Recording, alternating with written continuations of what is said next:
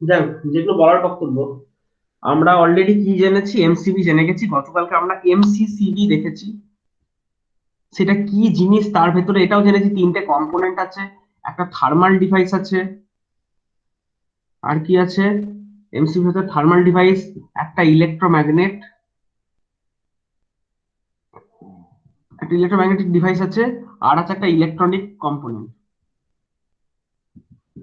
তিনটে তিনটে কাজ আমি বলে দিয়েছিলাম। থার্মাল অর্থাৎ টেম্পারেচার বাড়লে একটা রেঞ্জে গিয়ে ট্রিপ হবে, সেটা একটা বলেছিলাম। ইলেকট্রোম্যাগনেটিক ব্যাপারটা রয়েছে, অর্থাৎ আমার যদি আচমকা শর্ট সার্কিট হয় তখন ইনস্ট্যান্টানিয়াস ট্রিপ করবে, তার জন্য এটা। আর একটা বলেছিলাম ইলেকট্রনিক সার্কিট, অর্থাৎ ইলেকট্রনিক্যালি আমার কারেন্টটাকে সেন্স করবে। সেই কারেন্টটাকে সেন্স করার জন্য তার ভেতরে ছিল সিটি। হ্যাঁ, একটা প্রিন্টেড সার্কিট বোর্ড ছিল, ভেতরে সার্কিট বোর্ড হচ্ছে একটা। সার্কিট বোর্ডে ওই সিটির সিগন্যালটাকে অপারেট করছে, সেটা দিয়ে একটা লো পাওয়ারের একটা তোমার ইলেকট্রোম্যাগনেট অপারেট করছে। তাই এটা হচ্ছে ইলেকট্রোম্যাগনেট, আছে রেগুলার কারেন্ট এ করার জন্য। এবং যেহেতু সিটি বা পিসিবি আছে, এটা হচ্ছে অ্যাডজাস্টেবল। এটাও অ্যাডজাস্টেবল, সামটাইমস এটাও অ্যাডজাস্ট করা যায়। থার্মাল ডিভাইসটা এই দুটো ডিভাইসকে অ্যাডজাস্ট করা যায়। এইটা আমি এমসিসিবি সম্পর্কে বলেছিলাম। এবার এমসিসিবি সম্পর্কে যে কথাগুলো বলা হয়নি, অর্থাৎ আমার এমসিসিবি তে আমি কেন এমসিসিবি ব্যাপারটা আসবো বা না আসবো, অর্থাৎ আহ, আসবো তো ঠিক আছে, বুঝতে পারছি এই এই কারণগুলো রয়েছে। এর থেকে বড় কথা হচ্ছে যে এমসিসিবি তে আমার অ্যাডভান্টেজ গুলো আমি পেয়ে গেছি, বাট এই অ্যাডভান্টেজেস কোথায় ইউজ করবো এবং কেনই বা ইউজ করবো, সেটা হচ্ছে আমরা 6 অ্যাম্পিয়ার থেকে স্টার্ট করে দেখো আপ টু 125 অ্যাম্পিয়ার অব্দি আমরা কি রেখেছিলাম, এমসিবি। অ্যাবাভ 125 অ্যাম্পিয়ার আমি কিন্তু এমসিবি ব্যাপারটা আর সিস্টেমেই নেই। অর্থাৎ above 125 ampere, 125 ampere MCCB, sorry MCB exist করে না। তার কারণটা কি? যে প্রবলেমের যে প্রবলেমগুলো এমসিবি তে অফার করার কথা ছিল, সেটা মোস্টলি এইটার মধ্যে লিমিটেশন থাকে। যত কারেন্ট রেটিং তুমি বাড়াবে, অর্থাৎ ধরো তোমার কারেন্ট যাচ্ছে মনে করো 400 অ্যাম্পিয়ার, 400 অ্যাম্পিয়ার কারেন্ট ফ্লো হচ্ছে, সেখানে দেখো হিটিং প্রবলেমটা এমনিই থাকবে। হিটিং ইস্যু এখানে একটা থাকবেই। 400 অ্যাম্পিয়ার ফ্লো হচ্ছে, হিটিং অবশ্যই থাকবে। তাহলে সেই হিটিং এ একটা এমসিবি কিন্তু ম্যাল ফাংশন করতে পারে। যার কারণে আমি এই হিটিং ইস্যু বা এই সমস্ত ইস্যুগুলোকে মোর টেক কেয়ার করার জন্য আমাকে ইউজ করতে হচ্ছে এমসিসিবি। ঠিক আছে? এবং সেই জায়গায় গিয়ে কিন্তু আমাকে এই ট্রিপ আর অফ, এই কন্ডিশন দুটোকে সম্পূর্ণ আলাদা করতে হয়েছে।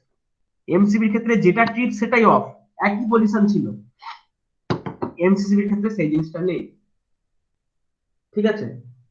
তার থেকে বড় কথা হচ্ছে এমসিবি কি হয়, ধরো তোমার ঘরে একটা কোনো একটা ছোট একটা শর্ট সার্কিট ফল্ট হয়েছে বা কিছু একটা হয়েছে, যার জন্য এমসিবি তোমার ট্রিপ করেছে। তা তোমার ঘরে যখন এমসিবি ট্রিপ করে থাকে, তোমরা কি করো? ওটাকে গিয়ে আবার তুলে দাও সিম্পলি। এটাই এটুকু এনসিওর হয়ে যাও যে আমার ফল্ট ক্লিয়ার হয়ে গেছে। এটাই করো যে ধরো কোনো একটা মোটর বা কিছু একটা হয়েছিল, কেউ তার ফার বাঁধতে গিয়ে বা এ করতে গিয়ে দুম করে শর্ট সার্কিট করে ফেলেছিল। এক সেকেন্ড দাও তো।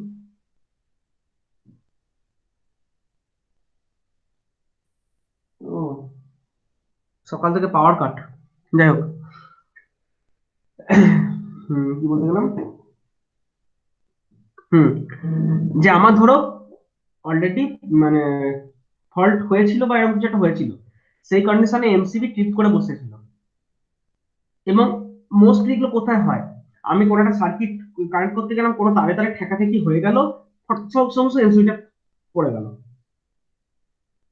তো তখন কারণ তোমার সার্কিট বাঁচিয়ে দিল, কিন্তু আমি দেখলাম যে এটার জন্য হয়েছে এবং এই ফলটা সমস্ত ক্লিয়ার না, মানে ফলটা তো বেশি কিছু না, আমার অসাবধানতার জন্য কাজ করার জন্যই মেনলি এমসিবি করে। অথবা তোমার যদি কোনো টিউবলাইট ফ্যান যদি শর্ট সার্কিট কোনো কারণে হয়ে গিয়ে থাকে, ইত্যাদি কারণে এমসিবি ঠিক করতে পারে। দু রকম কেস হতে পারে। মোস্টলি কিন্তু এমসিবি যত কেসে স্ট্রিপ করে, সেখানে একটু ফলটা ট্রিপের পর কিন্তু ক্লিয়ার হয়ে যায়। মেনলি আমার যেটা হয়, কোনো ওয়ারিং করার সময় তার তারে ঠেকে যাওয়া, এ যাওয়া, এই ঘটনাগুলোর জন্যই ঘটে থাকে। আদারওয়াইজ কিন্তু খুব একটা এগুলো ঘটে না। তাহলে যদি এগুলো ঘটে থাকে, এমসিবি ট্রিপ করে যখন বসে আছে, অর্থাৎ এমসিবি তার অন পজিশন থেকে সে অফ পজিশনে ট্রিপ হয়ে বসে আছে, আমরা কি করি? সিম্পলি অন থেকে একদম অফ থেকে এটাকে ডাইরেক্ট আমরা অনে তুলে দিই। দিই তো, এটাই ভেবে তুলে দিই যে আমার আর কোনো বিপদ নেই, তুলে দিই। যদি ফল্ট ক্লিয়ার না হয়ে থাকে, ধরো ফ্যানের কয়েল শর্ট হয়ে গেছে, যদি অর্থাৎ ফল্টটা ক্লিয়ার না হয়ে থাকে, এমসিবিটা তোলার সঙ্গে সঙ্গে আবার ঝপ করে পড়ে যাবে। আমি তুলে দিলাম, আবার ঝপ করে পড়ে যাবে। মাথায় রাখতে হবে এই যে ঘটনাটা অকার করলো, কত অ্যাম্পিয়ার, অ্যাম্পিয়ারটা কত, না সেখানে বলছে রেটেড অ্যাম্পিয়ার হচ্ছে 6 অ্যাম্পিয়ারের এমসিবি। এটা এই যে তুলে দিচ্ছি আবার পড়ে গেল, কত অ্যাম্পিয়ার ফ্লো করে যখন তুলে দিয়েছি, কত খুব বেশি হলো ধরো 20 অ্যাম্পিয়ার, 20 অ্যাম্পিয়ার ফ্লো করেছে। 20 অ্যাম্পিয়ার ফ্লো করার জন্য আমার, আমি যখন অনলাইন মানে তুলে দিয়েছি ও আবার ফল ডাউন করে গেছে। তাহলে এই 20 অ্যাম্পিয়ারটা আমার সিস্টেমের জন্য অ্যালাউ, কারণ কারেন্ট রেটিংটা আমার অত্যন্ত কম, শর্ট সার্কিট কারেন্ট নিশ্চয়ই তার থেকে কম।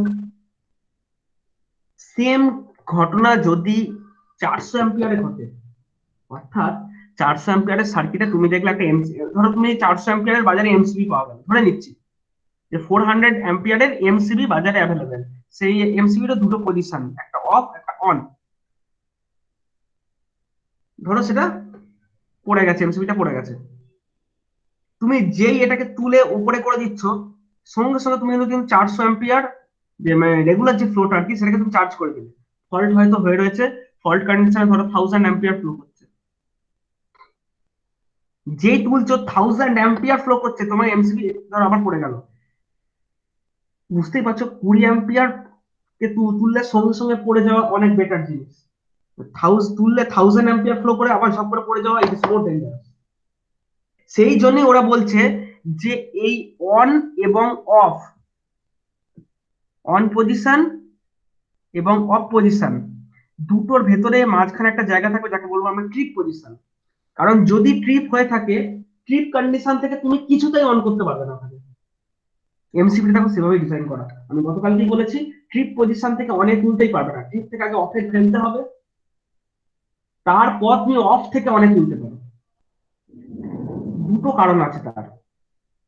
সেটা হচ্ছে, প্রথম কারণ হচ্ছে যে এটা একটা এক্সট্রা লেয়ার অফ সেফটি, যে যদি ট্রিপ হয়ে পড়ে থাকে তাহলে আমি কি বুঝবো যে ভেতরে কিন্তু বড়সড় গন্ডগোল হয়ে বসে আছে, তাহলে আমি ওটাকে আগে অফ করি। অফ পজিশন, ট্রিপ মানেও অফ, ট্রিপ মানেও পাওয়ারটা কাট হচ্ছে, কিন্তু আমার ফর মোর সেফটি আমি ট্রিপ থেকে অফ পজিশনে নামিয়ে দিলাম, নামিয়ে কাউকে বললাম এই দেখবি কেউ যেন অন না করে দেয়, আমি সার্কিটটা দেখতে যাচ্ছি কি হয়েছে, প্রবলেম খোঁজা গেল, প্রবলেম সলিউশন করা হলো, তারপর অফ থেকে অনে তোলা হলো।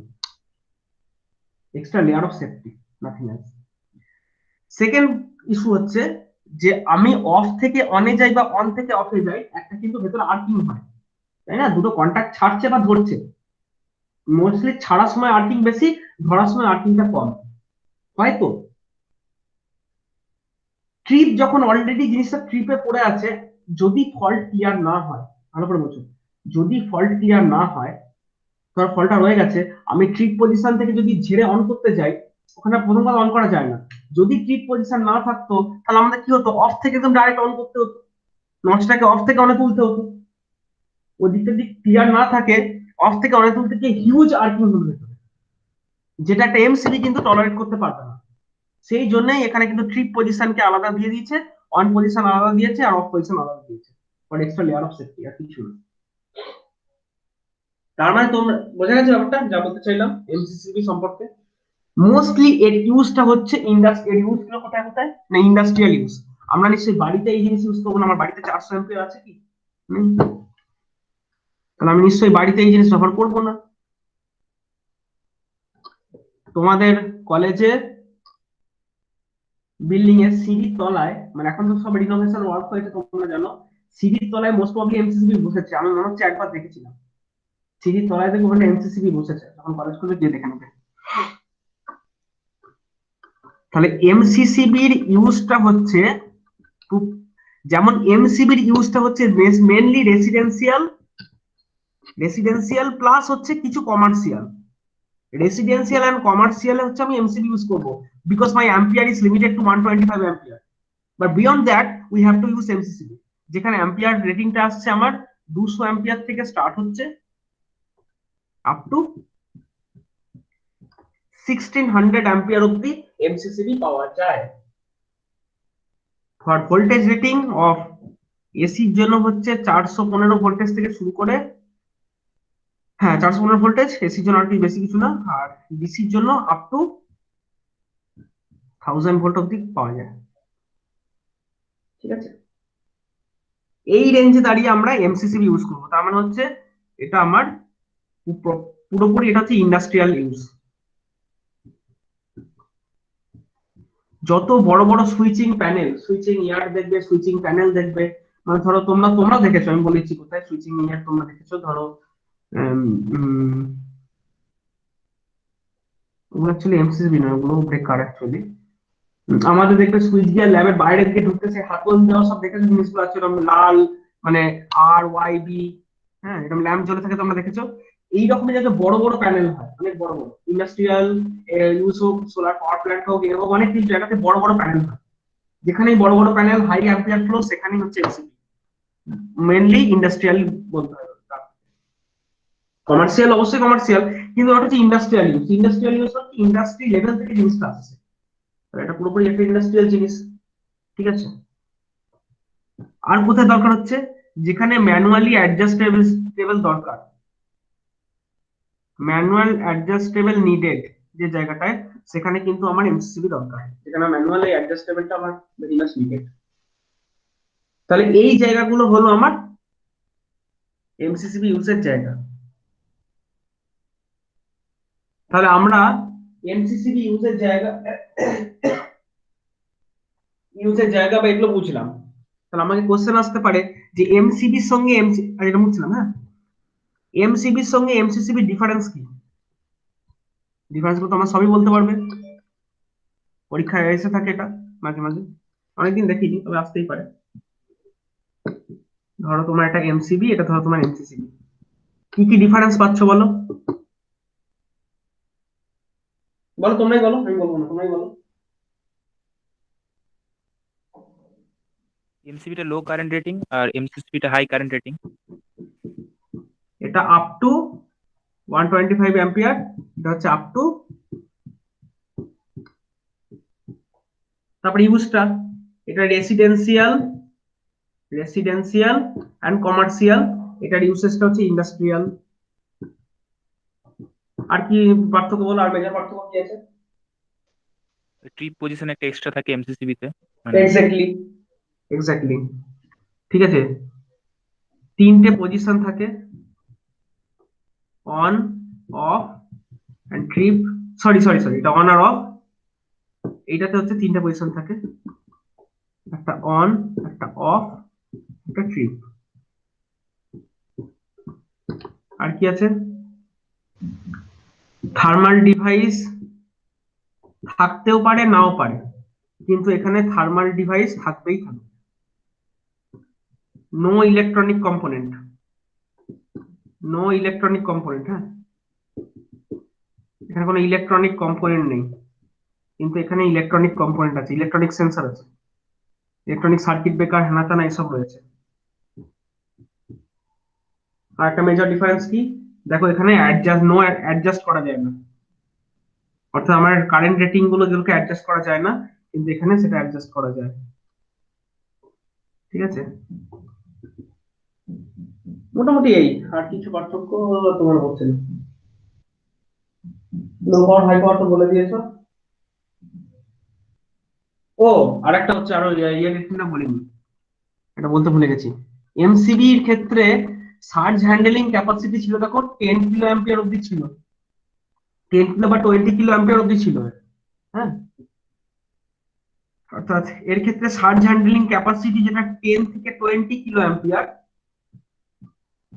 এমসিসিবি সার্জ হ্যান্ডলিং ক্যাপাসিটি আরো বেশি, 20 থেকে 85 কিলো অ্যাম্পিয়ার অব্দি। তো এই হচ্ছে মেজর ডিফারেন্স,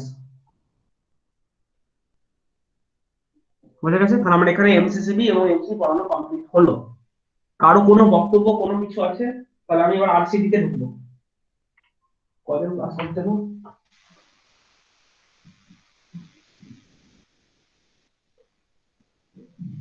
মাত্র 10 জন, বাহ, সুন্দর।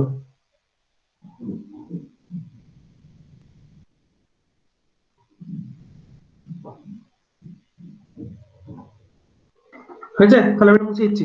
কারো কোনো কোশ্চেন কিছু নেই এখানে? ওকে।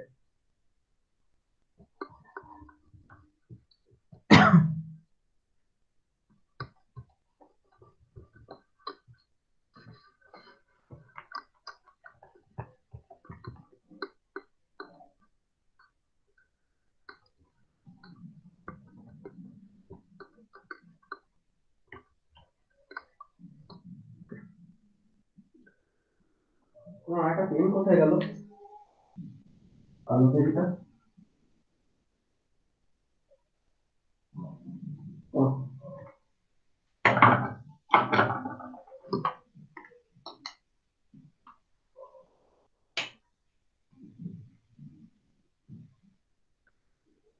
পরবর্তী যে আহ, দেখো, মানুষ হচ্ছে প্রথম কথা দুটো কারণ। একটা, মানুষ সুখী প্রাণী, যতদিন যাবো আরো আমার সুবিধা চাই, এমসিবি থেকে এমসিসিবি বার বার করে ফেলেছে। সব থেকে বড় কথা হচ্ছে সবসময় সুবিধাটা দেখলে চলে না, সিস্টেমের প্রোটেকশনটা গুরুত্বপূর্ণ। এমসিসিবিটা মানুষ এমনি এমনি বার করে দেবে, প্রোটেকশনটা মানুষ এমনি এমনি। High, high, high.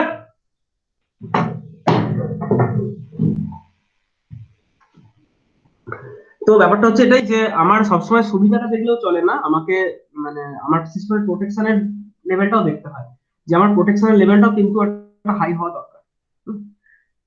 এমসিসি বুঝতেই পারছো, যেহেতু হায়ার কারেন্ট রেটিং বা যাই হোক ইত্যাদি কারণের জন্য ও কিন্তু ভালো রকম প্রোটেকশন লেভেলটা কিন্তু ভালো রকম প্রোভাইড করে, যে কারণে আমি এমসিসিবিটাকে অনেক প্রেফার করছি যখন হায়ার কারেন্ট রেটিং এ যাচ্ছি। কিন্তু দুটো প্রবলেম এখনো আছে। সমস্যাটা মূল রেসিডেন্সিয়াল এবং ইন্ডাস্ট্রিয়াল দুটো লেভেলেই রয়েছে, কমার্শিয়াল, রেসিডেন্সিয়াল আর ইন্ডাস্ট্রিয়াল তিনটে লেভেলেই সমস্যাটা রয়েছে। সমস্যাটা হচ্ছে যে যদি কখনো আনব্যালেন্সিং হয়, আনব্যালেন্সিং কেস যদি হয়, অর্থাৎ আনব্যালেন্সিং মানে কি? এই আনব্যালেন্সিং মূলত আসে একটা, এটা শর্ট সার্কিট নয়, এটা আসে অন্য কিছু থেকে, অর্থাৎ তোমার লিকেজ থেকে আসে, লিকেজ, শক, হ্যাঁ, এই জায়গাগুলো থেকে আনব্যালেন্সিং ব্যাপারটা আসে। তো চলো আগে দেখে নিই আনব্যালেন্সিং জিনিসটা কি বলতে চাইছে। সেটা হচ্ছে যদি আমাদের সিস্টেমকে আমি থ্রি ফেজ ধরে নিই, অর্থাৎ তোমার এটা একটা ফেজ, এটা একটা ফেজ, এটা একটা ফেজ, সেই যদি তোমার ফেজ হয়, এইটা যদি তোমার লোড হয়, স্টার কানেকশন করি,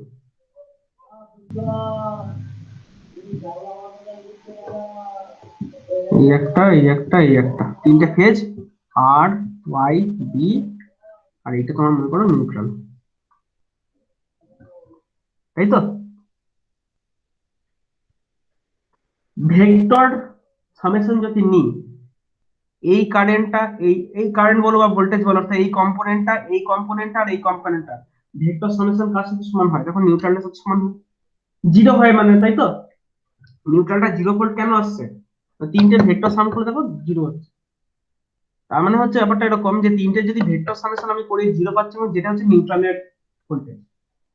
তাহলে বক্তব্যটা হচ্ছে আমি যদি জিজ্ঞাসা করি, আচ্ছা তাহলে এই নিউট্রাল লাইনে কত ভোল্টেজ আছে, কি উত্তর পাওয়া যায়? At balance condition, balance condition নিউট্রালটা কত ভোল্টেজ আছে এই জায়গাটায়?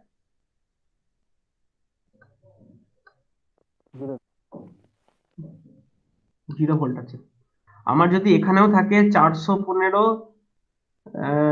415 অ্যাকচুয়ালি আমার ইয়ে হয়ে গেল, মানে মানে ফেজ টু ফেজ 415, আমি ধরো individual phase to neutral voltage বলছি, পিক বলছি, পিক, হ্যাঁ।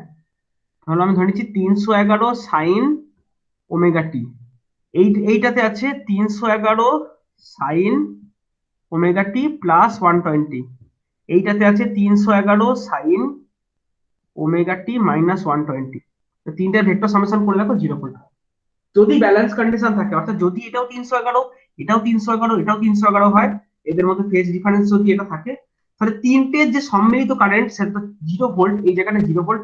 কারণ উইথ রেসপেক্ট টু হুম, এখানে 0 voltage with respect to hmm, with respect to your earth, আর্থের রেসপেক্টে দেখবে নিউট্রালের ভোল্টেজ 0 ভোল্টেজ থাকে। যদি না থাকে অনেক সময় ওই জন্য কি হয়, এটাকে জোর করে আমরা কি করি, ট্রান্সফরমার জোর করে গ্রাউন্ড করে দিই নিউট্রালটাকে, এই নিউট্রাল পয়েন্টটাকে জোর করে আমরা গ্রাউন্ড করে দিই, যাতে একদম এটাকে ফোর্সফুলি জিরো ভোল্টেজ পোটেনশিয়াল রাখা সম্ভব হয়। এবং মোর ওভার হচ্ছে জিরো আরটা কি কারণে শর্ট করি, যাতে আমার কোনো আর্থিং ফল্ট হলে আর্থ ভায়া কারেন্ট আমার ওই দিক দিয়ে বাইপাস হয়ে যেতে পারে। তো সেইগুলো কারণের জন্য আমরা এটাকে রাখি। এবার তো আমরা দুটো ইস্যু দেখো ভালো করে, বলতে পারি যে এইখান দিয়ে যে কারেন্টটা গেল, এইখান দিয়ে যে কারেন্টটা গেল এবং এইখান দিয়ে যে কারেন্টটা গেল, তিনটে ধরে নাও নিউট্রাল দিয়ে বেরিয়ে আসছে, তাই না? যদি তিনটে কারেন্ট ইকুয়ালি নিউট্রাল দিয়ে বেরিয়ে আসতে পারে, তুই ধরে নি, আমি ওই আকারে ধরছি, যদি অ্যাকচুয়ালি ভাবে ওই রকম তিনটে একবার মিক্স খেয়ে জলের মধ্যে তিনটে মিক্স খেয়ে একটা লাইন দিয়ে ওরকম করে পাই না। আগেই বলছি তিনটে ভেক্টর সামেশন কিন্তু জিরো, সে তুমি ভোল্টেজ লেভেলই বলো কারেন্ট লেভেলই বলো, সেই জন্য খুব লো কারেন্ট এখান দিয়ে নিউট্রাল অ্যাকচুয়ালি পাস করে, খুব লো কারেন্টই পাস করে। যদি আমি ইয়ে রেঞ্জে ধরি, মানে যদি তুমি এইসব সবকিছু ভুলে গিয়ে একটা ফেজ আর একটা নিউট্রাল ভাবো, ধরো তুমি বলছো একটা ফেজ একটা নিউট্রাল, সেখানে এটা দিয়ে যত কারেন্ট যাচ্ছে 2 অ্যাম্পিয়ার কারেন্ট গেলে নিউট্রাল দিয়েও 2 অ্যাম্পিয়ার কারেন্ট ব্যাক করছে, আরে এটা তো একটা ফেজের আর ফেজের। এমনি ওয়াই ফেজে ধরো একটা সার্কিট আছে, এখানে ধরো তোমার একটা সার্টেন একটা অ্যাম্পিয়ার যাচ্ছে, যাও একটা অ্যাম্পিয়ার যাচ্ছে আর কি, সেটা নিউট্রাল দিয়ে ব্যাক করছে। বি ফেজেও তাই হচ্ছে, বি ফেজ দিয়ে একটা ঢুকলো যেটা নিউট্রাল দিয়ে ব্যাক করছে। তুমি নিউট্রালের এই কারেন্ট এবং নিউট্রাল এই কারেন্ট তিনটে ভেক্টর সাম করে দেখো, অলমোস্ট কারেন্ট কম, খুব লো লেভেল থাকবে, মানে অলমোস্ট জিরো জিরো লেভেলে থাকবে, এটা হবেই। এই তিনটার ভেক্টর সাম করলে জিরো যদি না হয়, তাহলে জানতে হবে তোমার সিস্টেমটা ব্যালেন্স কন্ডিশনে নেই। যদি প্রপার ব্যালেন্স কন্ডিশনে থাকে তাহলে নিউট্রালটা আমার পোটেনশিয়াল পাবো জিরো। এই হচ্ছে ঘটনা, ঠিক আছে? যখন তুমি থ্রি ফেজের রেসপেক্টে দেখবে তখন নিউট্রালের অলমোস্ট কিছুই ফ্লো করে না। সেই কারণেই তোমরা থ্রি ফেজ লোড প্রায় দেখে থাকবে যে থ্রি ফেজ ফোর, তোমরা আন্ডারগ্রাউন্ড কেবল পড়েছিলে আগের সেমিস্টারে, মনে পড়ছে? 3.5 কোর, ধরো এইটা যদি 25 স্কোয়ার হয়, এটা 25 হয়, এটা 25 হয়, দেখবে এটা 16 স্কোয়ার বলছে, অর্থাৎ এই তারটা মোটা, আর ফেজে তার মোটা, ওয়াই ফেজে তার মোটা, বি ফেজে তার মোটা, নিউট্রালের তারটা সরু। কেন? কারণটা হচ্ছে একটাই, এই তিনটে তুমি ভেক্টর সামেশন যদি করো দেখো খুব লো অ্যামাউন্টেরই এখান দিয়ে পাস করছে, তো প্রায় পাস করে না বললেই চলে। তো তিনটেরই ভেক্টর সামেশন জিরো হয়ে যায়, তাও স্টিল এটা কেন রেখেছে? যদি আনব্যালেন্স কন্ডিশন আছে তখন কিন্তু আনব্যালেন্স কন্ডিশনে কারেন্টটা তখন নিউট্রাল দিয়ে হিউজ পরিমাণে ফ্লো করবেই করবে, এই কারণের জন্য এটা রাখা এক নম্বর। দ্বিতীয় হচ্ছে যে ট্রান্সফরমারের এন্ডে আমরা কি চাইছি, আমরা যদি এমন করতে পারি যে আর ফেজ দিয়ে যেটা হলো ওটাকেও নিউট্রাল দিয়ে পাস করাবো, ওয়াই ফেজ বি ফেজ তিনটাকে একই লাইন দিয়ে নিউট্রাল দিয়েই পাস করাবো, অন্য কোথাও দিয়ে পাস করাতে আমরা চাইছি না, যাতে আনব্যালেন্স কন্ডিশনটা নষ্ট না হয়, সেই জন্য চাইছি না। সেই কারণেই ওরা কি করলো, ট্রান্সফরমার, এইটা মুছছে আমি, এইখানে মুছছে না।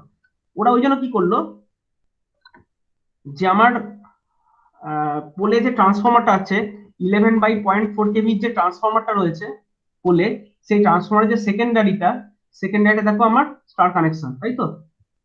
এটা সেকেন্ডারিটা। ওরা কি করলো, এখান থেকে একটা লাইন বার করে দিল, এখান থেকে একটা লাইন বার করে দিল, আর এখান থেকে একটা লাইন বার করে দিল, ঠিক আছে? আমি এটা রেগুলার দরকার নেই। আর কি করলো, নিউট্রাল থেকে একটা নিউট্রাল লাইন বার করলো, যেটাকে ওরা, ওটা এটাকেও বার করে নিয়ে চলে গেল, কিন্তু আরো কি করলো, এটাকে ঝেড়ে গ্রাউন্ড করে দিল। কি কারণে গ্রাউন্ড করলো? কারণ দূরের, বহু দূরের কোন একটা, বহু দূর না মানে এই যেখানে যেখানে সাপ্লাই দিচ্ছে, কোন একটা বাড়িতে যদি এটা একটা আর্থ ফল্ট হয়ে যায়, অর্থাৎ যদি নর্মাল কন্ডিশন থাকে তাহলে কি হবে, ধরো এটা নর্মাল কন্ডিশনের লোড, সেই লোডে এই ফেজ থেকে যেটা যাচ্ছে সেটা লোড দিয়ে নিউট্রাল ভায়া ব্যাক করছে, মানে যেটা যেটুকু কারেন্ট যাচ্ছে সেটা নিউট্রাল দিয়েই পাঠিয়ে দিচ্ছে, তবেই না ব্যালেন্স থাকছে। যদি এই তার ছিঁড়ে মাটিতে পড়ে যায়, বলছে না না ওই কারেন্টটা অন্য কোথাও ড্রেনেজ হতে দিলে হবে না, ওটাকেও নিউট্রাল দিয়ে ব্যাক করাও, যাতে ওটাকে নিউট্রাল দিয়ে ব্যাক করানো যায়, যাতে মাটির ভেতর দিয়ে চলে আসতে পারে, এখানে সয়েল মাটি, মাটিতে যাতে চলে এসে আবার যাতে ও নিউট্রালেই ব্যাক করতে পারে। সেই জন্য ট্রান্সফরমার ওরা কি করলো, নিউট্রালটাকে ধরে গ্রাউন্ড করে দিল, যাতে ফল্ট কারেন্টটা সে নিউট্রালি ব্যাক করে, অন্য কোথাও না চলে যায়, কিন্তু অন্য কোথাও যাবেও না। ও তো ওখানেই ব্যাক করতে, যেখানে সোর্স সবসময় ইলেকট্রন সেখানেই ব্যাক করতে চায়। তো তাকেও নিউট্রালের পাথটা দেওয়ার জন্য ওটাকে শর্ট সার্কিট করে দেওয়া, মানে গ্রাউন্ড করে দেওয়া হলো। এবং যেহেতু এটাকে গ্রাউন্ড করে দেওয়া হলো, গ্রাউন্ডের পোটেনশিয়াল যদি 0 ভোল্ট থাকে, নিউট্রালের পোটেনশিয়াল জোর করে 0 ভোল্ট করে দিলাম আমি, যাতে নিউট্রালটা হাত দিলে কেউ শক না খায়। এবং আমরা দেখতে পাচ্ছি যে তিনটে ভেক্টর সামেশন করলেও এটা প্রায় 0 ভোল্টই হচ্ছে।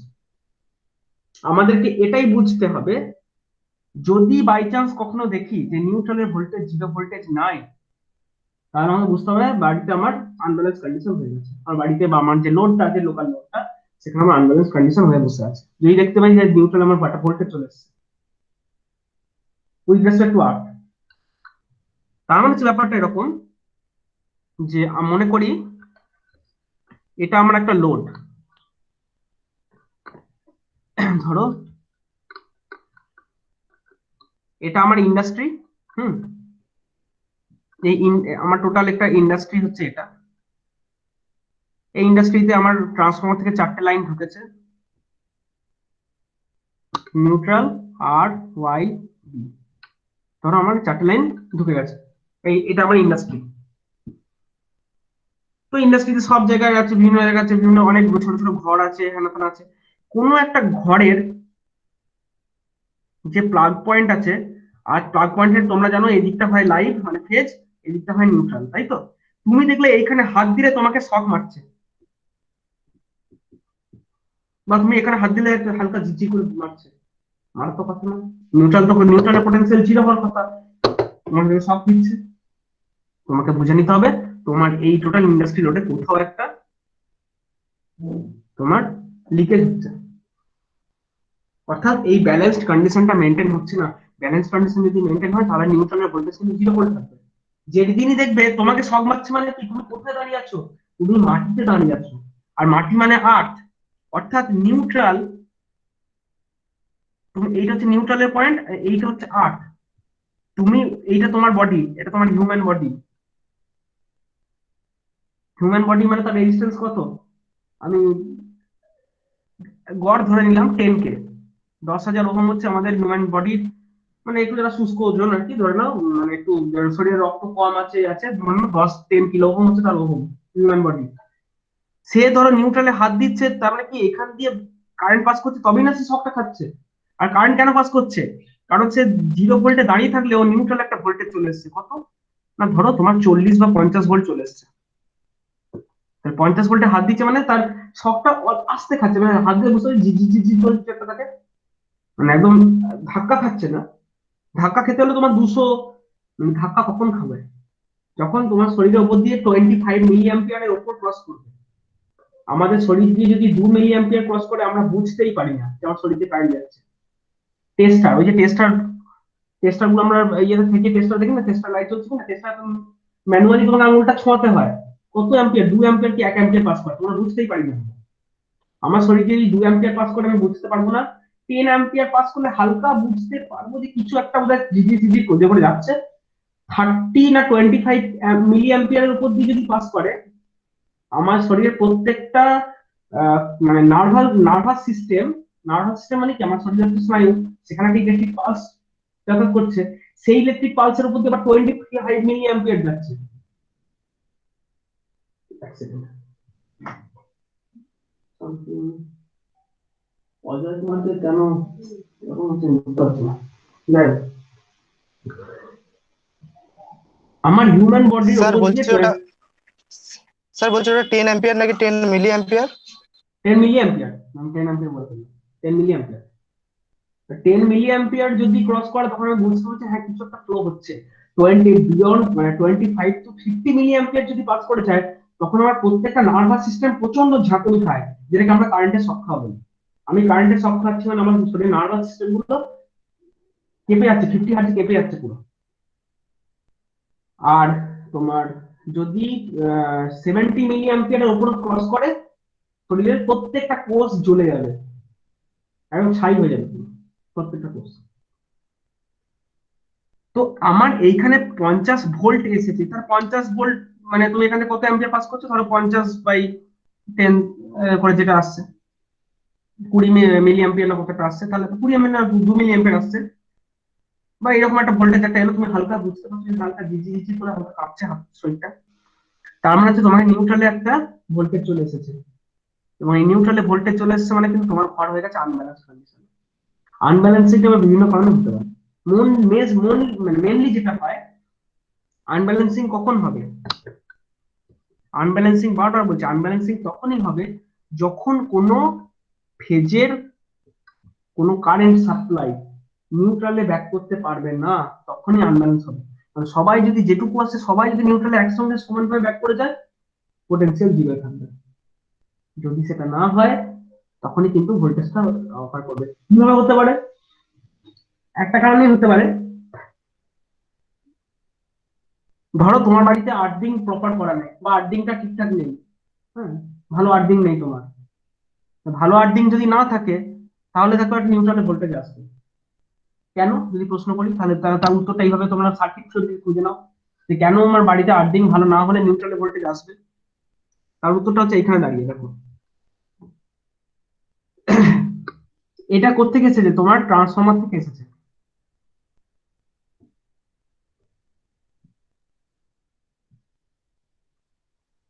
তাই তো? এটা তোমার ট্রান্সফরমার, ট্রান্সফরমার থেকে তোমার বাড়ির এখানে সাপ্লাইটা এসেছিল। আর কি ছিল? ট্রান্সফরমারের এন্ডে নিউট্রালকে গ্রাউন্ড করা ছিল ডাইরেক্ট। তোমার ঘরে বা তোমার ইন্ডাস্ট্রি এখানে এরকম একটা মানে ফল্ট হয়ে গেছে, অর্থাৎ এই কারেন্টটা গ্রাউন্ড হয়ে যাচ্ছে, তারটা ছিঁড়ে মোটরের বডিতে লেগে গেছে, ভালো আর্থিং নেই ইত্যাদি কারণের জন্য এটা ধরো পুরো আর্থ দিয়ে বাজাচ্ছে। তার দিয়ে যখন যাচ্ছে তার মানে এইখানে আর্থ দিয়ে যাচ্ছে আর কি। আর্থ দিয়ে যাচ্ছে মানে এই দিক দিয়ে ও কেন যাচ্ছে? আর্থ দিয়ে যাচ্ছে কারণ এইখানে আর্থিং করা আছে, এইখানে দিয়ে ও উঠবে, উঠে আসছে আবার নিউট্রাল দিয়ে ব্যাক করবে। তোমার এইখান দিয়ে যে নিয়ে যাওয়াতে পারোনি, ও ছিঁড়ে মাটিতে পড়ে গেছে মানে ও ওই দিক দিয়ে রিটার্ন পাথটা নিচ্ছে, তাই তো? মাঝখানে এইটাতে কি আছে? সয়েল। সয়েল কি ইলেকট্রিসিটি খুব গুড কন্ডাক্টর? কখনোই নয়। মাটি কখনোই গুড কন্ডাক্টর নয়। মাটি যদি আর্দ্রতা থাকে তাহলে হ্যাঁ কিছু পরিমাণ ভালো কারেন্ট যাবে। অর্থাৎ this soil is acting like a resistance, যেটাকে আমরা বলি আর্থ আর্থ রেজিস্ট্যান্স, যেটাকে আমরা বলি। এই মাটিটা একটা রেজিস্ট্যান্স অ্যালাউ করছে। তাহলে যদি তোমার এইখানে একটা অ্যালাউ করে তাহলে তোমার সার্কিটটা এরকম দাঁড়াচ্ছে, দেখো এই দিকটায়। অর্থাৎ এটা তোমার ফেজ, এটা তোমার নিউট্রাল, ফেজে তারটা মাটিতে পড়েছে, একটা রেজিস্ট্যান্স দিয়ে তারপরে সেটা নিউট্রালে ব্যাক করছে ট্রান্সফরমার এন্ডে এসে, তাই না? তাই দেখো একটা ফেজ রেজিস্ট্যান্স হয়ে নিউট্রালে ব্যাক করছে, তার মানে সেটা কোনো একটা ফেজ রেজিস্ট্যান্স হয়ে নিউট্রালে ব্যাক করছে। তুমি শকটা কোনখানে, এবার তোমার বাড়ি নিউট্রাল কোনটা?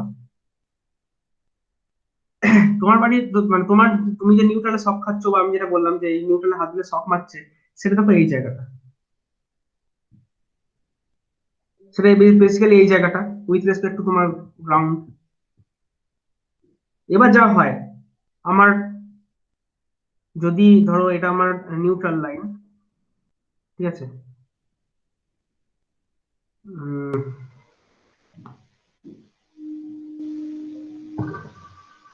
এখানটা আমি আর্ট করে দিই, এখানে আর্ট করে দিই। তোমার বাড়িতে দেখো এইরকম জায়গাটা তোমার নিউট্রাল প্রায়, অর্থাৎ এই এটা গ্রাউন্ড করলাম তো, দুটো এরকম জায়গাটা নিউট্রাল, মানে আমি যেটা বলতে চাইছি, এটা তোমার যদি নিউট্রাল হয়,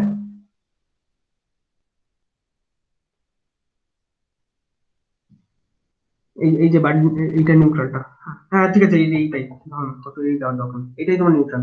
আমি বলতে চাইছি যে ধরো এই একটা লাইন এ, এই একটা লাইন বি, হুম, তুমি ধরো এ আর বি এর মধ্যে 400 ভোল্ট চার্জ করা আছে, সবকিছু ভুলে যাও, এ আর বি এর মধ্যে 400 ভোল্ট চার্জ করা আছে, তুমি বি জায়গায় দাঁড়িয়ে আছো, এখানটা তুমি দাঁড়িয়ে আছো, ঠিক আছে, এখানে তুমি দাঁড়িয়ে আছো এই জায়গাটা।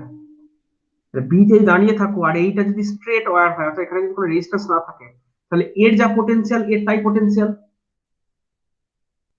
যদি এখানে কোনো রেজিস্ট্যান্স না থাকে তাহলে এর যা ভোল্টেজ এর তাই ভোল্টেজ। তুমি যদি একই পোটেনশিয়ালে দাঁড়িয়ে এখানটা হাত দাও, সব খাবে?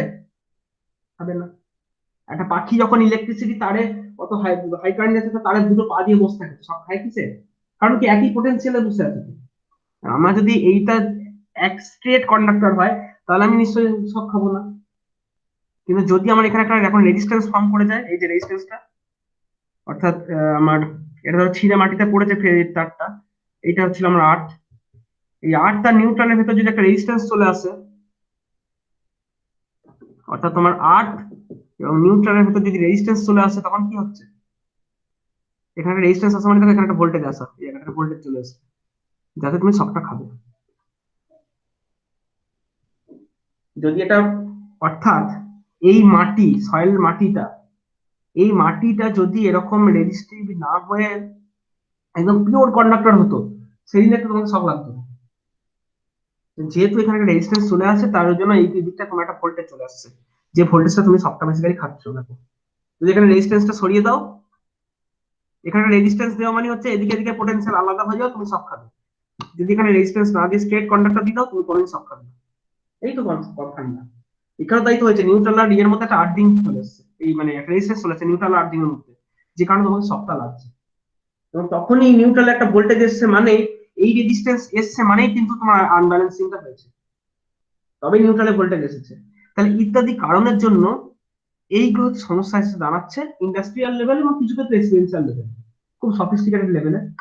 যে কোনো মেনলি শক খাওয়ার ঘটনাগুলো মূলত ঘটে থাকে কিসের জন্য, না তোমার আইদার কোনো মোটরের ওয়াইন্ডিং ছিঁড়ে গেল, কোনো তার ছিঁড়ে কোথাও পড়ে আছে, এ আছে, এইগুলোর জন্য শক লাগে।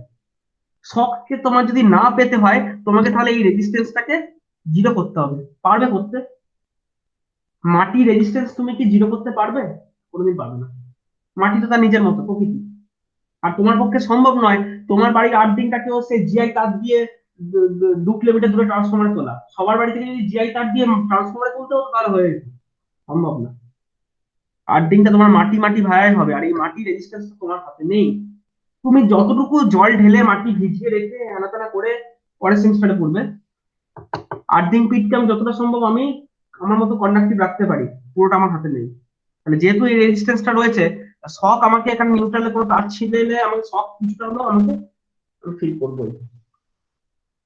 তখন বলছে যে এই শকটাকে কি করে প্রুভ করা যায়, মানুষ যদি বিপজ্জনক ভাবে একটা হাত লাগায়, আনব্যালেন্সিং যদি হয়ে যায়, সেই রকম কেসগুলো অ্যাভয়েড করার জন্য কি কি করা যায়। অর্থাৎ এতক্ষণ যে এমসিবি আর এমসিসিবির কথা বললাম, এগুলো ডেভেলপ করা হয়েছে over current protection, overloading protection, short circuit protection, it's okay. যদি আনব্যালেন্সিং হয়, অর্থাৎ নিউট্রাল আর আর্থ, আনব্যালেন্সিং মানেই জেনে নাও নিউট্রাল আর আর্থের মধ্যে ভোল্টেজ চলে আসে। নিউট্রাল আর আর্থের মধ্যে যদি ভোল্টেজ চলে আসে, হ্যাঁ, নিউট্রাল আর আর্থের মধ্যে যদি ভোল্টেজ চলে আসে না, সমস্যাটা কখন এসে দাঁড়াচ্ছে। এবং এই যে ভোল্টেজটা, মানে এই যে ভোল্টেজটা আসছে আর কি, তো সেই নিউট্রাল আর আর্থের মধ্যে যেহেতু ভোল্টেজ আসছে, সেই ভোল্টেজ আসা বা এই ধরনের জন্য বিপজ্জনক হতে পারে। আজকে না হয় এই অবস্থা, যদি এমনটা হয় যে মাটি একদম শুষ্ক খরা শুদ্ধ মাটি, রাজস্থান, বালি, ইলেকট্রিসিটি কন্ডাক্টই করে না, সেক্ষেত্রে কিন্তু তোমাকে নিউট্রাল আর্থের মধ্যে প্রচুর ভোল্টেজ, সেখানে তুমি হাত দিলেই, মানে তোমার যেখানে সেখানে হাত দিলে তোমার সব হাঁটতে পারে। তখন ওরা বললো যে এই টোটাল সিস্টেম আনব্যালেন্সিংটাকে ডিটেক্ট করে পাওয়ারকে অফ করতে হবে। অর্থাৎ এতক্ষণ আমরা সার্কিটকে ইন্টারাপ্ট করছিলাম, মানে সার্কিটকে ব্রেক করছিলাম শুধুমাত্র দুটো কেসে, একটা শর্ট সার্কিট কেস, একটা হচ্ছে ওভারলোডিং কেস। তার জন্য হাবি জাবি হেনা তেনা ব্রেকার টেকার এক কথা সব ডিজাইন করা হলো। থার্ড কেস বলছে যে আনব্যালেন্সিং, আনব্যালেন্সিং মানে নিউট্রাল আর আর্থের মধ্যে ভোল্টেজ চলে আসছে যখন, এই কেসেও কিন্তু সার্কিটটা বলছে ব্রেক করতে হবে। যদি এরকম আনব্যালেন্সিং চলে আসে, একটা পার্টিকুলার লেভেল আনব্যালেন্স চলে আসে, সার্কিট শুধু ব্রেক, শুধু ব্রোকেন। তখন নতুন দুটো জিনিস, মানে একটা জিনিস আর কি ডিজাইন ডিজাইন করা হলো, তাকে বলছে ইএলসিবি, আর্থ লিকেজ সার্কিট ব্রেকার। আর্থ যদি লিকেজ হয়, আর্থ লিকেজ মানে হচ্ছে তোমার এই মোটরের ওয়াইন্ডিং ছিঁড়ে আর্থে লিকেজ হওয়া। আমি বারবার বলছি এই আনব্যালেন্সিং বা এই জিনিসটা নর্মালি আসবে না। কখন আসবে? হ্যাঁ, দুটো কন্ডিশন আসতে পারে। যদি ধরো তিনটে ফেজ, আর ওয়াই তিনটে ফেজ, একটা ফেজের উপর বিশাল লোড দিয়েছো, বাকি ফেজগুলোতে কোনো লোডই নেই, সেক্ষেত্রে আনব্যালেন্সিং হবে, হবেই হবে। ওই জন্যই তো চেষ্টা করা হয়। প্রথমেই বলতে বলেছিলাম যে তোমার পাড়ায় যদি একটা থ্রি ফেজ কানেকশন ঢোকে, তোমার পাড়ায় যদি 18টা ঘর থাকে, তো 6টা ঘরকে আর ফেজ থেকে, 6টা ঘরকে ওয়াই ফেজ থেকে, 6টা ঘরকে বি ফেজ থেকে দেওয়ার চেষ্টা করা হয়, অর্থাৎ লোডগুলোর মধ্যে একটা ব্যালেন্স রাখার চেষ্টা করা হয়। যদি এমন করে যে পাড়ায় আর ওয়াই বি ফেজ ঢুকেছে, 18টা ঘরের মধ্যে 16টা ঘরকে আর ফেজ থেকে দিয়ে দিল, বাকি দুটো ঘরকে ওয়াই ফেজ থেকে দিল, দেখবে নিউট্রালে ভোল্টেজ চলে আসবে, সেটাও কিন্তু আনব্যালেন্সিং। বুঝতেই পারছো, একটা ভেতর দিয়ে হিউজ কারেন্ট ফ্লো হচ্ছে, ওগুলো কারেন্ট ফ্লো হচ্ছে না, আনব্যালেন্সিং তো হবেই। তাহলে এই যে আনব্যালেন্সিং এর ঘটনাগুলো, এইগুলোকে বলছে, এইগুলোকে আমি সিস্টেমে অ্যালাউ করবো না। এই ধরনের আনব্যালেন্সিং হয়ে গেলে আমাকে কিন্তু সার্কিট ব্রেক করতে হবে। এবং আমি লোডকে সেইভাবে কেন ডিজাইন করবো যাতে করে 16টা ঘরকে আর ফেজ থেকে আর দুটো ঘরকে বি ফেজ থেকে দেবো, করবো না। আমি যখন ইলেকট্রিসিটি জায়গার স্কিমটা ডিজাইন করছি, সেই দিকটা আমার হাতে আছে, ওটা আমার হাতে আছে, যে আমি, হ্যাঁ, 6টা ঘরকে আর ফেজ থেকে, 6টা ঘরকে বি ফেজ, 6টা ঘরকে ওয়াই ফেজ থেকে দেবো। ওই লোড ব্যালেন্সিংটা আমার হাতে, ওটাই অসুবিধা না, ওটা একবার করে দিলে ঝামেলা হবে না। কিন্তু একটা মোটরের কয়েল ওয়াইন্ডিং ফল্ট হয়ে যাওয়া, মানে মোটরের তার ছিঁড়ে তার বডিতে থেকে যাওয়া, আর্থ লিকেজ, কোনো তার ছিঁড়ে মাটিতে পড়ে যাওয়া, আর্থ লিকেজ আমার হাতে নেই, তখন তখন হতে পারে। কিন্তু আর্থ লিকেজ কন্ডিশন একটা সার্কিট ব্রেকার আমার লাগবে, ইটস কল্ড পিএলসিবি। এটার দুটো ভার্সন, একটা ওল্ডার ভার্সন ছিল, পুরোনো, সরি ওয়াইল্ড, এটার ওল্ডার ভার্সন ছিল যেটা ভোল্টেজকে ডিটেক্ট করে কাজ করা হতো, যদি এটা পপুলার, ভালো রেসপন্স পাওয়া যায়নি। পরবর্তীকালে এটা নিউয়ার ভার্সন তৈরি করা হয়েছে, যেখানে আমার কারেন্টকে ডিটেক্ট করে করা হয়, কারেন্টকে ডিটেক্ট করে করা হয়, এবং তাকে মেইনলি বলা হয় আরসিসিবি বা আরসিবি, রেসিডুয়াল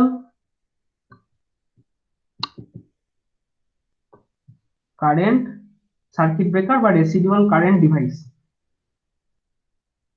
আরসি ফর হচ্ছে রেসিডুয়াল কারেন্ট, অর্থাৎ এই যে নিউট্রাল টু আর্থে যে কারেন্টটা ফ্লো করছে তাকে আমরা বলবো রেসিডুয়াল কারেন্ট।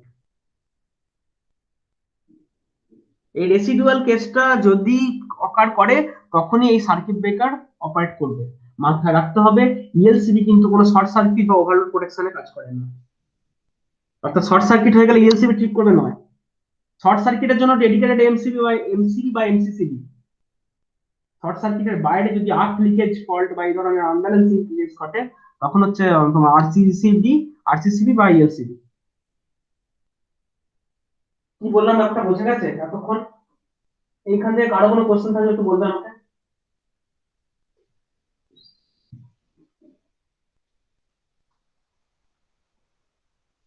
নেই তো?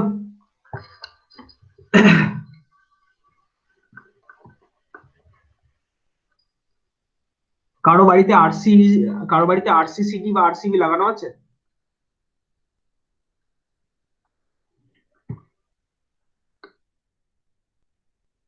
থাকার কথা নয়, কোনো ইলেকট্রিশিয়ান বা কেউই রেকমেন্ড কখনো করবে না যে বাড়িতে আরসিসিবি বা আরসিবি লাগাও।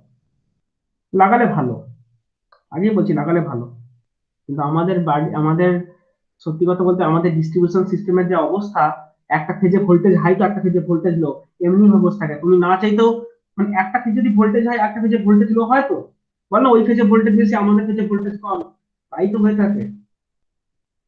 অর্থাৎ অলরেডি সিস্টেমটা আনব্যালেন্স হয়েই আসছে, তারপর তুমি যদি ইএলসিবি বা মানে আরসিবি ইউজ করতে চাও না, তোমার বাড়ি যাওয়া প্রায় ট্রিপ করে যাচ্ছে, তো বাড়িতে কোনো কিছু ফল্ট হয়নি, কোনো তার ছেড়ে মাটিতে ফল্ট হয়ে যাচ্ছে, প্রায় এসব ঘটনা ঘটবে। সেই জন্য আমাদের রেসিডেন্সিয়াল, মানে আমাদের বাড়ির যা এখানকার যে অবস্থা, আরসিবি ইউজ করা হয় না। যেখানে পাওয়ার সিস্টেম নেটওয়ার্কটা খুব ভালোভাবে ডিজাইন করা, কখনোই হয় না, মানে মেনলি ফরেনে ওদের ওখানে খুব পাওয়ার কোয়ালিটি খুব সুন্দর, এত সুন্দর পাওয়ার কোয়ালিটি, সেখানে ওরা ওরা ফ্ল্যাট বাড়ি বা এই বাড়িতে আরসিবি ইউজ করে। অর্থাৎ যদি কোনো এরকম কেস ঘটে যে আর্থ লিকেজ হয়ে যাচ্ছে, সেক্ষেত্রে সার্কিট ব্রেকারটা ঠিক করে। ঠিক আছে স্যার, তোমরা একটু বুঝতে পারছো যে আ- শুধুমাত্র আর্থ লিকেজ বা আনব্যালেন্সিং কন্ডিশনে কিন্তু আমার এই সার্কিট ব্রেকারটা অপারেট করবে। বেসিক ফান্ডাটা কি? বেসিক দুভাবে ফান্ডা। প্রথম ফান্ডাটা হচ্ছে বলছে ভোল্টেজ ডিটেক্ট, সেটা কি জিনিস দেখা যাক। অর্থাৎ আমার এখন সিস্টেমে ধরো এরকম আছে, আমি প্রথমে একটা সিঙ্গেল ফেজ সিস্টেম নিচ্ছি, হুম, একটা সিঙ্গেল ফেজ সিস্টেম নিচ্ছি, এখানে কি কি আছে?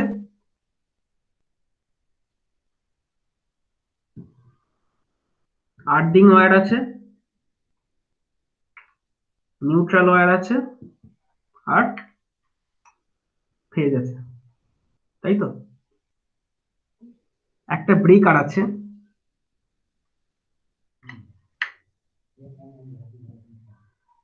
এটা একটা ব্রেকার। এই ব্রেকারটা কমন নচে কানেক্টেড। এই কমন নচটা কোথা থেকে অপারেট করে? একটা অবশ্যই বুঝতে পারছো, একটা ইলেকট্রোমেকানিক্যাল ডিভাইস দিয়ে অপারেট করছে এটা। সেই ইলেকট্রোমেকানিক্যাল ডিভাইসটা কখন চার্জ হয়? যদি তোমার সিস্টেম হয় ভোল্টেজ ডিটেক্ট সিস্টেম, তাহলে এই ধরনের ডিভাইসগুলো কি করে, এরা আর্থের আর নিউট্রালের মধ্যে ভোল্টেজ চেক করে, ঠিক আছে? অর্থাৎ এখানে একটা ভোল্টেজ সেন্সিং ডিভাইস থাকে। If voltage equal to zero, zero থেকে ধরো, জিরো থেকে অবশ্যই একটা রেঞ্জ থাকবে, জিরো থেকে ধরো তোমার কত ভোল্টেজ, সে ধরো তোমার 5 ভোল্ট। যদি এই ভোল্টেজ আর্থ আর নিউট্রালের মধ্যে ভোল্টেজ ডিফারেন্সটা 0 থেকে 5 ভোল্টের মধ্যে থাকে,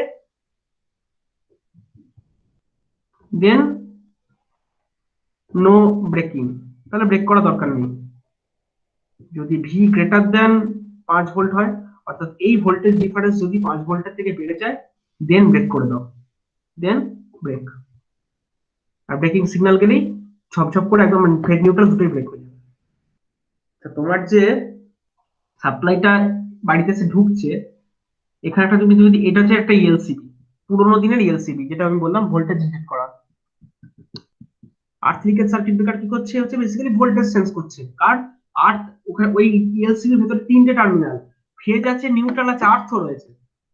কেন আর্থ রয়েছে? কারণ ওকে আর্থ আর নিউট্রালের মধ্যে কিন্তু ভোল্টেজটা সেন্স করতে হচ্ছে। দেখো এখানে ভোল্টেজ সেন্সর আছে, সেই ভোল্টেজ সেন্সর বলছে যদি 5 ভোল্টের মধ্যে থাকে তাহলে ইটস ওকে, ব্রেক করা দরকার নেই। যদি 5 ভোল্টের বেশি বেড়ে যায়, break।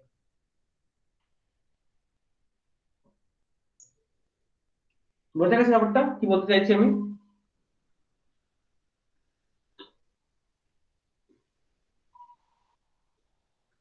মেকানিজমটা কিছুই না, মেকানিজমটা কিছুই নেই, খুব সোজা মেকানিজম আছে। যেটা হচ্ছে একটা তোমার ইয়ে রয়েছে, ইলেকট্রোম্যাগনেট আছে। অর্থাৎ তোমার এইটা মনে করো আর্থের লাইন, এটা আর্থ টার্মিনাল, এটা নিউট্রাল টার্মিনাল। আর্থ আর নিউট্রালের ভিতরে একটা কয়েল আছে, অর্থাৎ একটা ইলেকট্রোম্যাগনেট কয়েল আছে।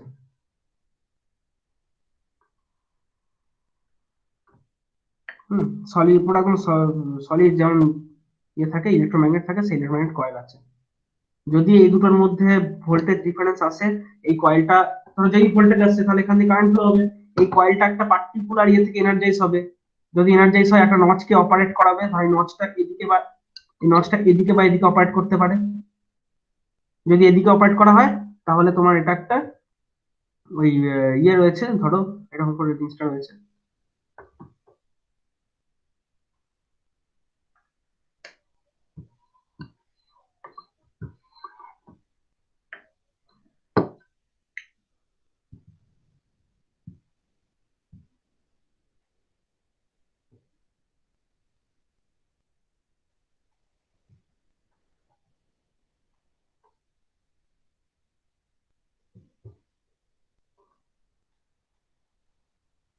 হুম, এখানটা স্প্রিং আছে।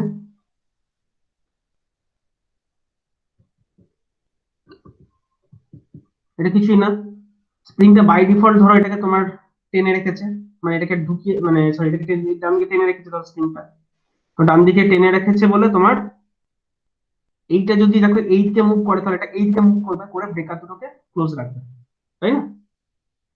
এটা যদি বাইরের দিকে বেরিয়ে থাকে এই নচটা, তাহলে এটা ভেতর দিকে ঢুকে থাকবে, এটা নি পয়েন্ট, এটা ভেতর দিকে ঢুকে মানে এই দুটো ক্লোজ থাকবে। আর যখনই আর্থ আর নিউট্রালের ভিতরে পার্টিকুলার ভোল্টেজ রেঞ্জ এমন আসবে যাতে করে এই কয়েলটা এনার্জাইজ হয়, যদি 5 ভোল্টের থেকে বেশি হয় তাহলে এতটাই এনার্জাইজ হবে যখন এই স্প্রিং এর বাধাকে সে কাটিয়ে উঠবে। যখনই কাটিয়ে উঠবে তখনই কি হবে, এটা ভেতর দিকে নচটা ঢুকে যাবে। এই নচটা ভেতর দিকে ঢুকলে, এইটা দেখো বাইরের দিকে বেরিয়ে আসে, এটা বাইরের দিকে বেরিয়ে গেলে সার্কিটটা ব্রেক হয়ে যাবে। তারপর ব্রেকিং যখন হবে, এই জায়গাটা সেরকম proper contact spring area, arc, তোমার আর্ক স্প্লিটার ইত্যাদি, ওগুলো তো আছেই, ওগুলো আমি আর বলছি না। বক্তব্যটা হলো আর্থ লিকেজটা হচ্ছে কিছু না, এদের মধ্যে ভোল্টেজ সেন্স করে, আর কোনো ফান্ডামেন্টাল নেই। মানে ওল্ডার ভার্সন বলছি, যেটা ভোল্টেজ ডিটেক্ট মেথডে হতো ওল্ডার ভার্সনটা, সেটা হচ্ছে এটা। বলো এটার অপারেশনে কারো বুঝতে কিছু অসুবিধা আছে কিনা? নেই, ওকে। কিন্তু এইটার একটা কিছু মানে এটা যেহেতু ওল্ডার, কেন ওল্ডার বলছি, কারণ প্রেজেন্টে এই টেকনোলজিটা চলে না। সেটা কি, দুটো কারণে বলছে প্রবলেম। নাম্বার ওয়ান, এটা মুছছি আমি।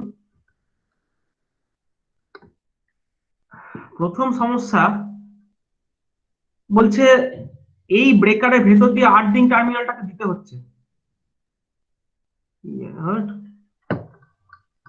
একটা ব্রেকারের ভেতর দিয়ে আমি আর্থিং টার্মিনাল কেন দেবো? অনেকে প্রশ্ন করতে পারে এটা। বলছে একটা ব্রেকারের ভেতর দিয়ে আমি আর্থিং টার্মিনালকে কেন দেবো?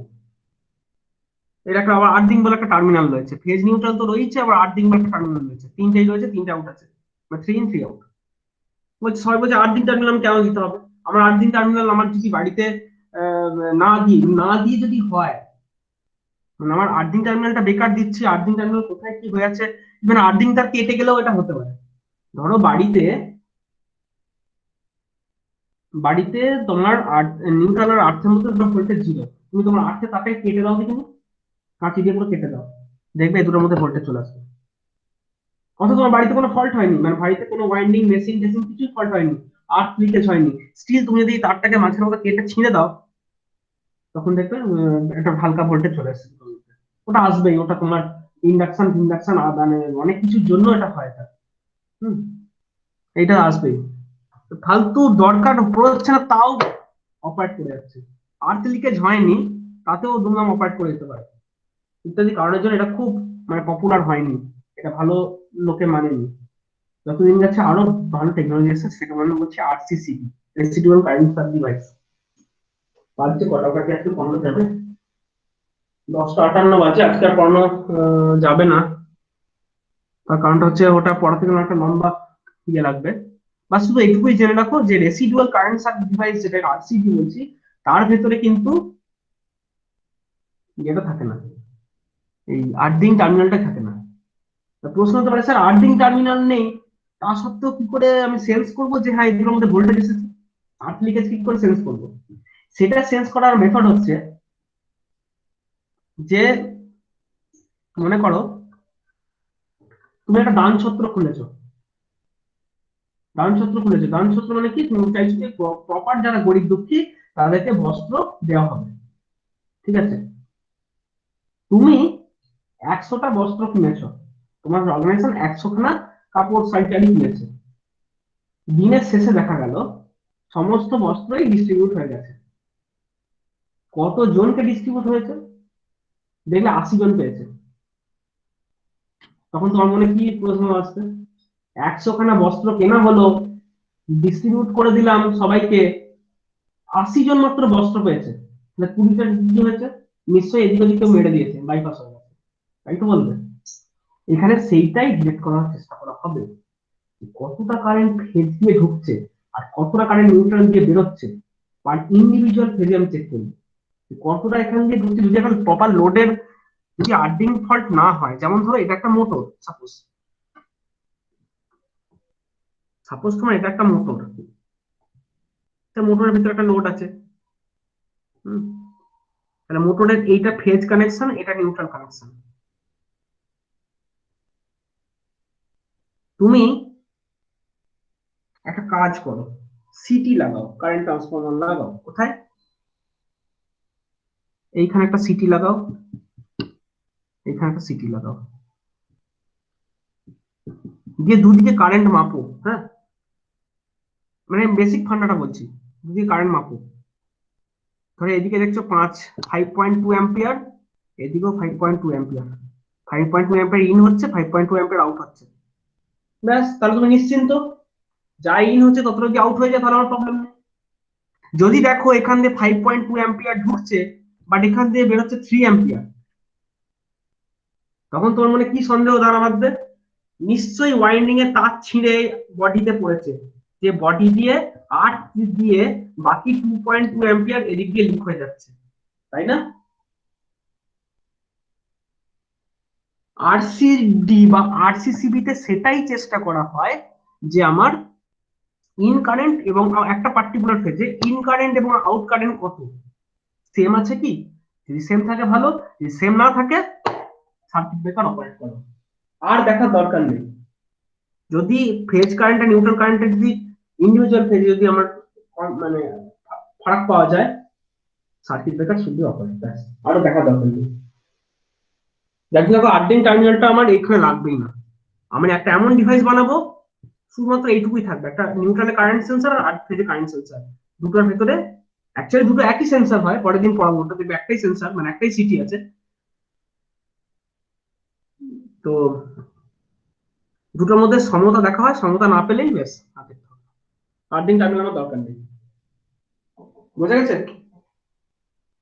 যা আজকে পড়ালাম, যতটুকু বললাম, কোনো প্রবলেম থাকলে একটু বলো, আমি একটা দেখছি।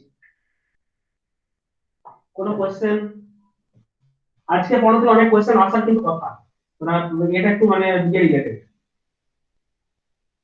এখানে দেখতে পাচ্ছি 14 ডিফারেন্স আর দেয়ার।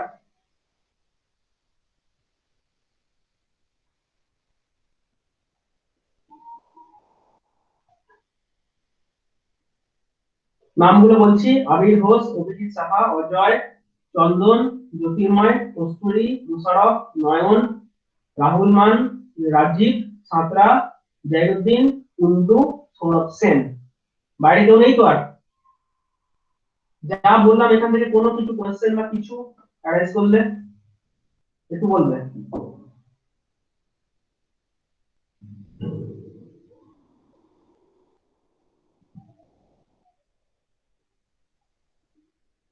ঠিক আছে, ওকে, তাহলে আমি লিভ করছি এটা।